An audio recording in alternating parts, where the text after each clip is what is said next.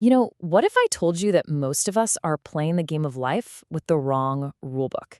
Seriously, we think that the world is this predictable place where our effort leads to kind of average results, but in so many of the areas that really matter, that's just not how it works at all. Okay, let's get into this. See, we're all taught to see the world like the bell curve on the left, the normal world. Think about something like human height, right? Most people are clustered around an average height, and you're never going to see a 25-foot tall person. It's just not possible. But then you have the world on the right, the power law world. And this is the world of wealth, of book sales, of viral videos, where a tiny, tiny number of huge winners just completely dominate everything. And this isn't some brand new idea.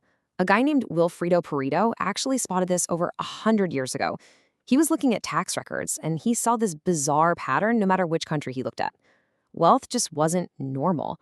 A few people were making astronomically more money than everyone else, and it followed a completely different set of mathematical rules.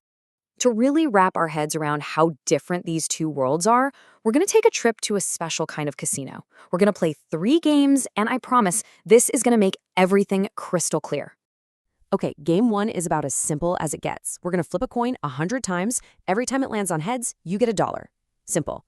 The effects here are just additive. Each win just gets added to the pile. So the big question is, what's a fair price to pay to play this game? Think about it for a sec.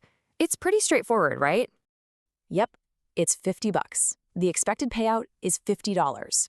Sure, you might win $48 one time, maybe 53 the next, but if you play this game over and over and over again, your results are going to cluster right around that $50 average. The little ups and downs just cancel each other out. And that right there is the normal distribution in a nutshell. When random things are just added together, you get this predictable, safe, bell-shaped curve. This is the world of averages, where just being consistent really pays off. All right, now let's walk over to table 2. The rules here seem almost the same, but one tiny tweak changes everything. We're not adding anymore, we're multiplying.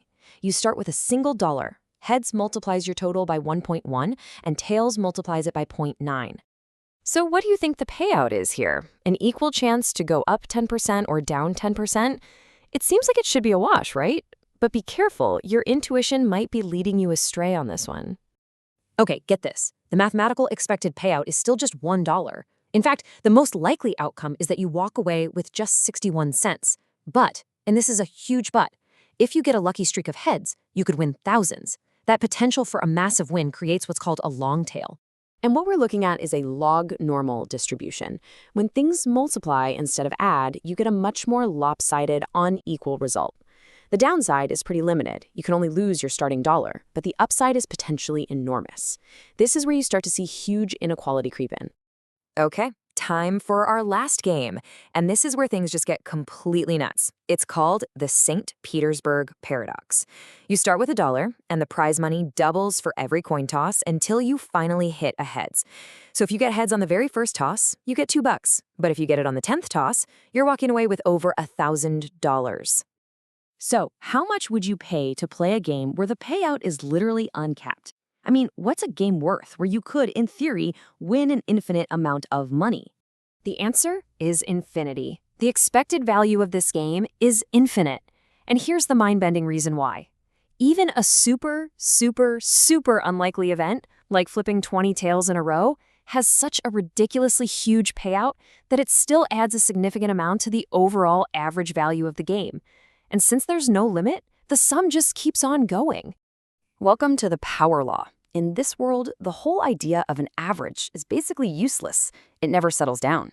It's like if you and I were in a room with Jeff Bezos and tried to calculate the average wealth. His number would so completely dominate the result that the average wouldn't tell you anything meaningful about us.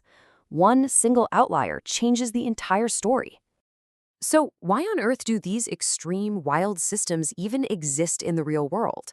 Well, the answer comes from this fascinating concept in science called criticality.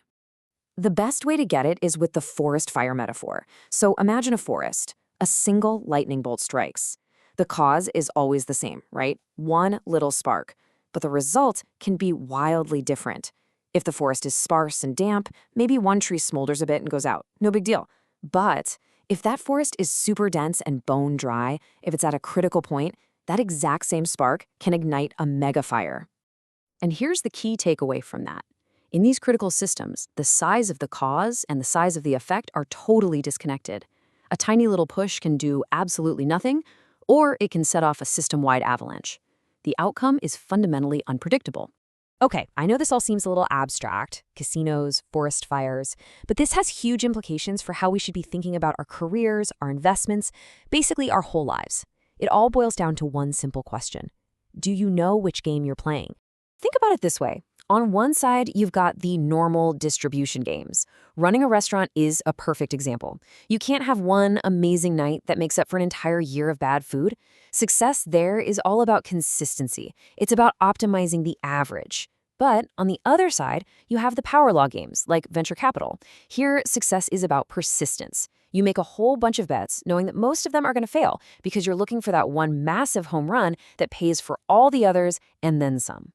And these power law worlds are all around us. In venture capital, it's a known fact that a tiny percentage of investments generate almost all the returns. In book publishing, a single Harry Potter can literally define a company for a decade. And look at YouTube. It's insane. Less than 4% of videos get over 93% of all the views. In these games, the runaway hits are the only thing that matters. So the strategy is this. If you find yourself in a power law world, the goal is not to avoid risk. It's to make repeated, smart bets. You have to get comfortable with the idea that most will fail, because you only need one, just one wild success to pay for all the rest and change everything. Look, at the end of the day, life isn't just one game. It's a whole portfolio of them. Some are safe and normal, some are wild and ruled by power laws. Understanding the difference is the first, crucial step. The next is to consciously decide which games are you choosing to play, and are you playing by the right rules?